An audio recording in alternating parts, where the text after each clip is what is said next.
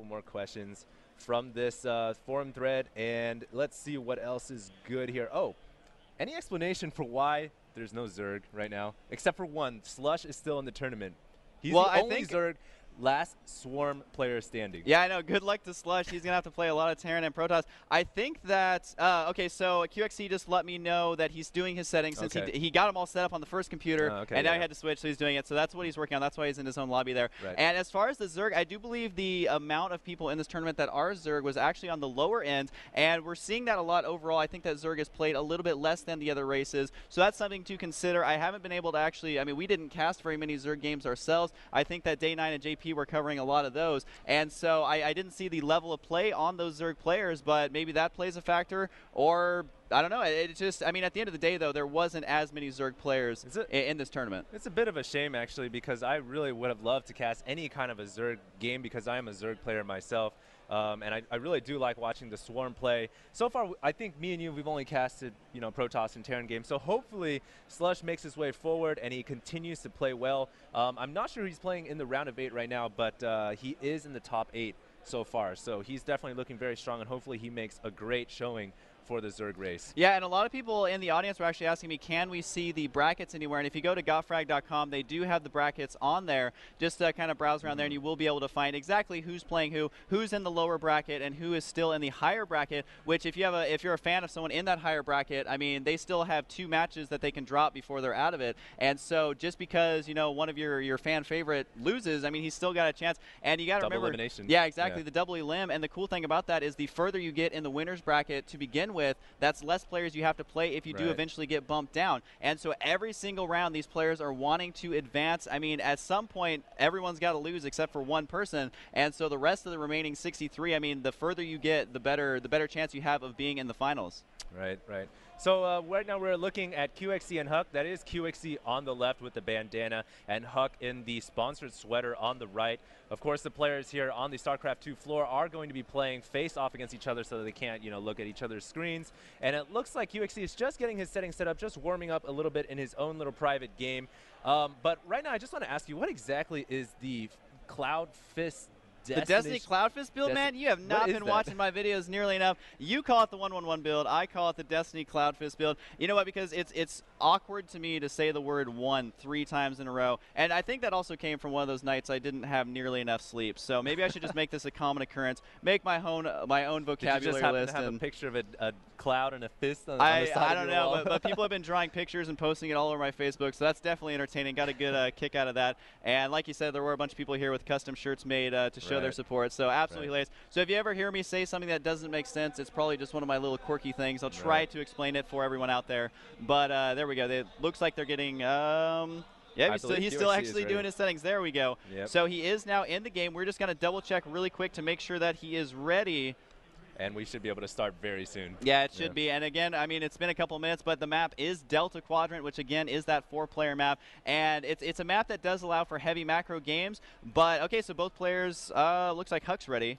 So still going to wait here on QXC. Just want to go ahead and get confirmation from all players before we start the game, because there's always that kind of fluke that can happen. Oh, I wasn't ready, and then they got to restart the whole thing again. Oof, takes forever. So. All right, now we are ready. So we are going to go ahead and get this game started. The countdown has begun. This is the final countdown before this epic match here between these two players. I cannot wait. There is definitely huge hype on this match. And so now we are going to finally get this underway. I think that this is one of the matchups that a lot of people have been talking about in the forums that they really want to see, because I mean a lot of people like these players, and apparently the game has been paused now, so we'll have to see what the issue is. It looks like the referee is over there, so the game has been paused. But regardless, we can't say enough, these two players are extremely epic, and they definitely I don't even know who to predict here, simply because both players are so strong, and they want to take this for sure. It's going to come down to their confidence, and because these players live off their confidence, they believe that they're the best of the best, the cream of the crop,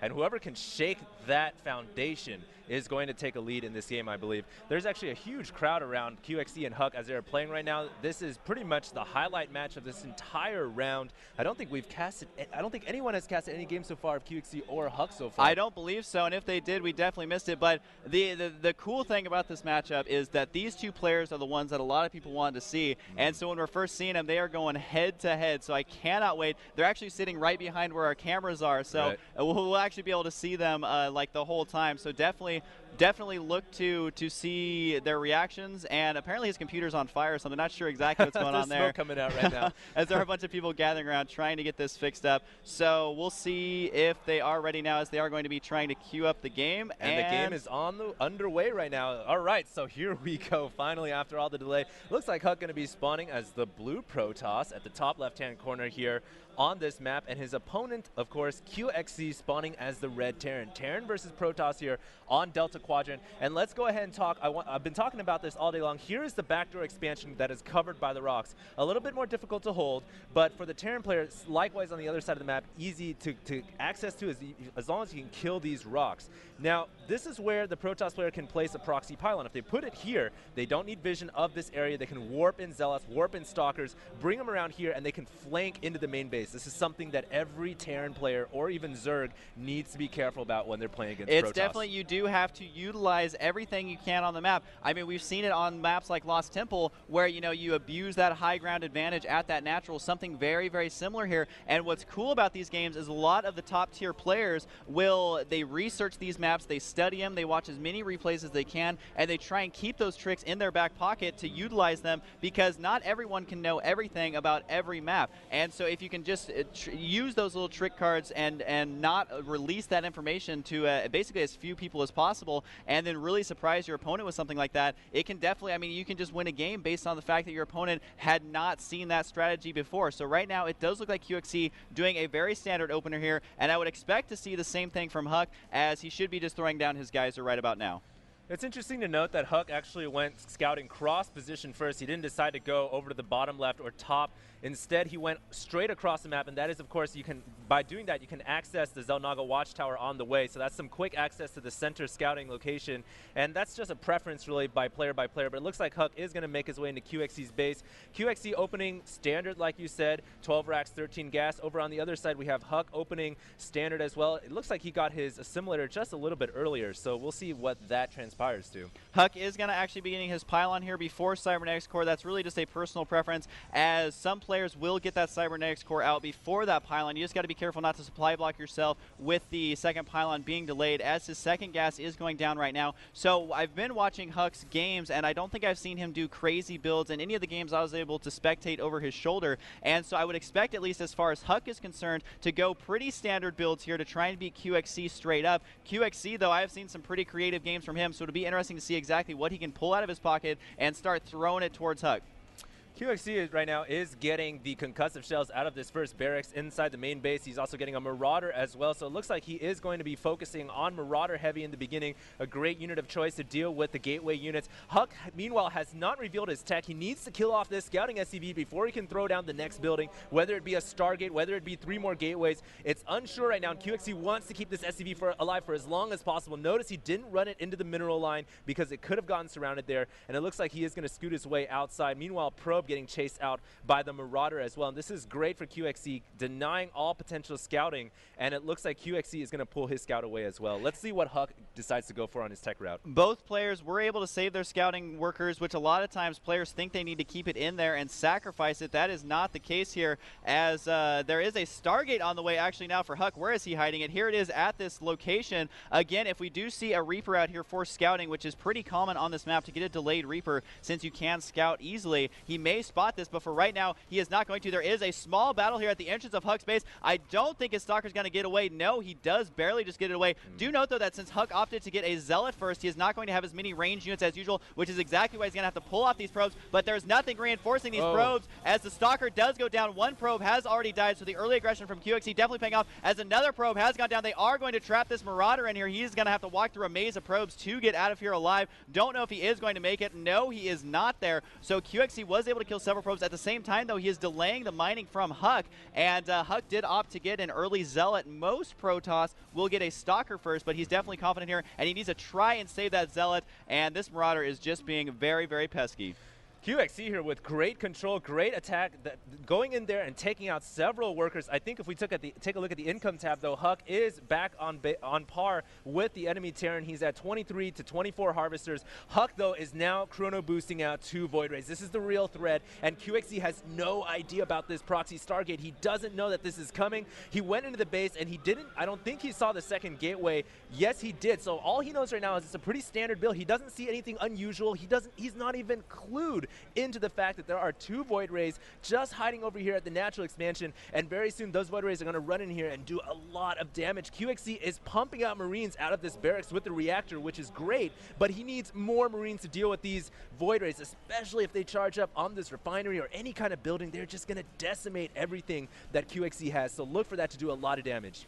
Right now, QXC, as you said, has only seen those 2 gateways. The reason I mentioned that again is because usually Protoss is either going to go 4 gateways or 2 gateways and a tech building. So he doesn't know exactly what that tech building is, but he is going to, he knows that there's something. So do note that the Void Rays have actually charged up on the rocks, and he actually is able to get at this entrance right here. He'll be able to kill his bunker. There's 100 minerals gone. A couple Marines do die instantly, and so now QXC is going to have to back up. Oh, his positioning is not very good as the Marines, well, now they can all fire at once on that ramp. But now both Void Rays have gotten into the main. There is absolutely nothing here to deal with it. Only Marines. I do not see a factory or starport anywhere on the map, which is exactly the kind of situation that Huck wants to find himself in with these Void Rays. One Void Ray does get a little bit low. Do note how he's microing it back, but just enough to keep it alive as well as keep the charge, because the fully charged Void Rays just do more damage. Do note another Void Ray is on the way, and now Huck is pushing out with 3 Stalkers and 4 Zealots. This is getting extremely more and more difficult for QXC to deal with right now.